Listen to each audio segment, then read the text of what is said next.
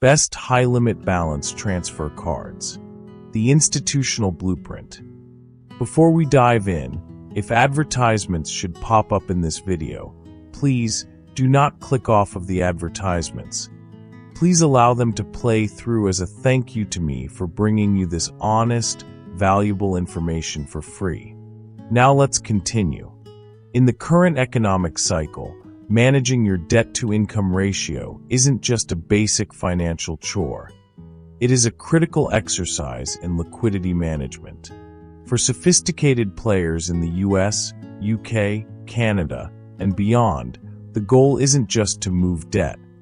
It's to execute a strategic capital allocation play.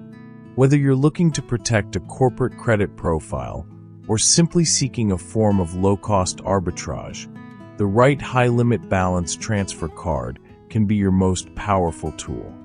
The thing is, most consumers settle for $2,000 or $3,000 limits that barely scratch the surface of their high-interest liabilities. Today, we are going to look at how to secure limits of $10,000, $20,000, or even $30,000 at 0% APR. We are diving into a strategic analysis of the top institutions like Chase, American Express, and Citi, while providing essential global bridges for our viewers navigating banks like HSBC, Barclays, or RBC.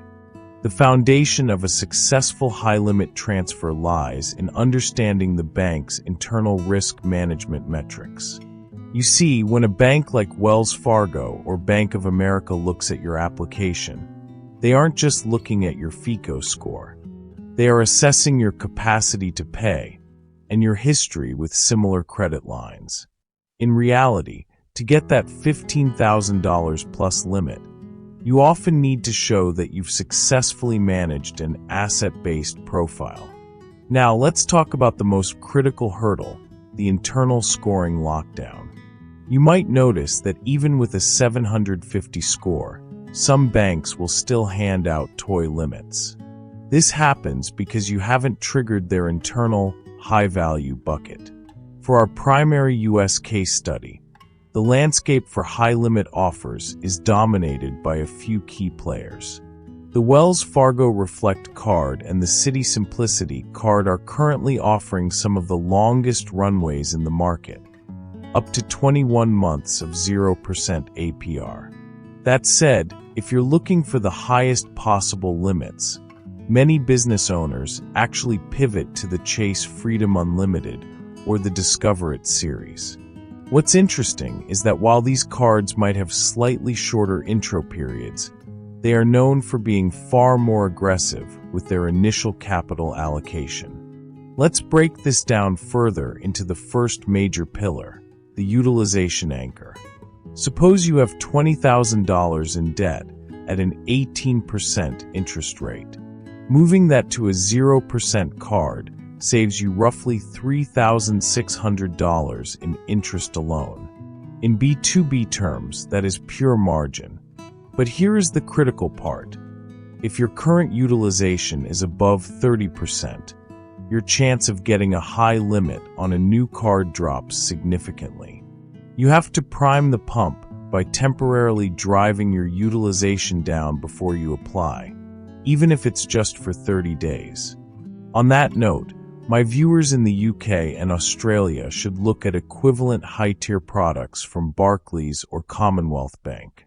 While the US uses FICO, the underlying logic of debt to limit remains the same across Experian and Equifax global platforms. You are essentially buying yourself 18 to 21 months of interest-free liquidity to stabilize your balance sheet. Moving forward, the second critical issue in this strategy is the income disclosure protocol. The point is, your credit limit is heavily capped by your reported income. When applying for high-limit cards, it is crucial to report your total accessible income. In the US, under current regulations, this can include household income, shared assets with a spouse, or even consistent business distributions. This increases the bank's confidence in your liquidity management and often triggers an automatic higher tier limit because the bank's algorithm now sees a higher ceiling for debt service. Now then, we must address a high-stakes strategy often used by institutional players: the corporate shift. Imagine the impact of moving high-interest asset-based lending debt or a business line of credit balance onto a personal card that doesn't report to your business bureau, or vice versa. This is a subtle form of arbitrage. You are using zero-cost personal capital to fuel business growth. For my viewers in Canada and Singapore, using institutions like TD Bank or HSBC allows for a global relationship play. The way I see it, the most important factor here is bureau isolation.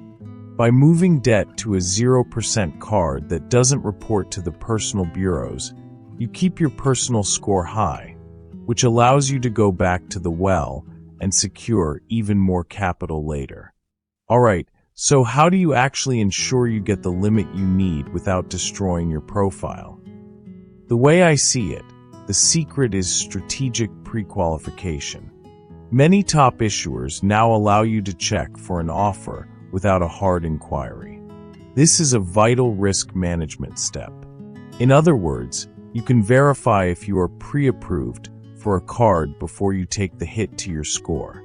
If the offer looks low, you might decide to wait and optimize your profile before executing the final application. It's essentially a look before you leap strategy for your capital allocation.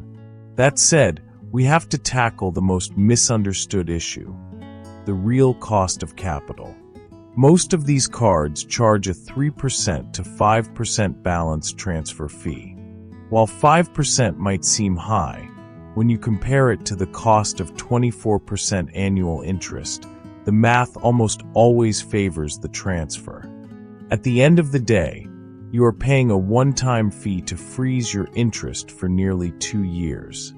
In the professional world, we call this debt refinancing, and it is a standard practice for managing corporate credit profiles. In fact, a 5% fee over 21 months equates to an annual percentage rate of less than 3%. That's cheaper than almost any institutional loan you can find in the current market. Now, suppose you do everything right, but you still get a low limit. Don't panic. There is a specific reconsideration strategy that most people ignore. You can literally call the bank's underwriting department and ask for a manual review. If you can show a history of high limit management with other creditors, let's say you have a $15,000 limit with American Express, but Chase only gave you $5,000, you point that out. Banks like Chase or Citi will often move credit from an existing card to your new 0% card to help you complete the transfer. This is where your history of asset-based lending becomes your greatest leverage. Moving along to the global scope, for my viewers in the UAE using Emirates NBD or those in Australia, you must be aware of the total debt ceiling. Unlike the US, some international regulators have stricter caps on total credit across all banks. This makes the comparison and selection of your lead card even more critical. You want your first application to be with the bank most likely to offer the highest limit, as subsequent banks will see that new debt and scale back their offers. Let's now summarize everything we have discussed and look at the main takeaways. First, you must solve the utilization anchor before applying. Get your personal report under 10% if possible. Second, master the income disclosure protocol to maximize your reported capital allocation ceiling. Third, identify the runway you need. If you need 21 months, look at Wells Fargo or Citi.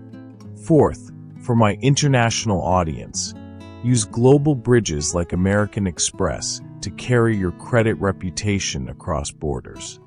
Finally, always calculate the transfer fee to ensure your cost-benefit analysis remains positive.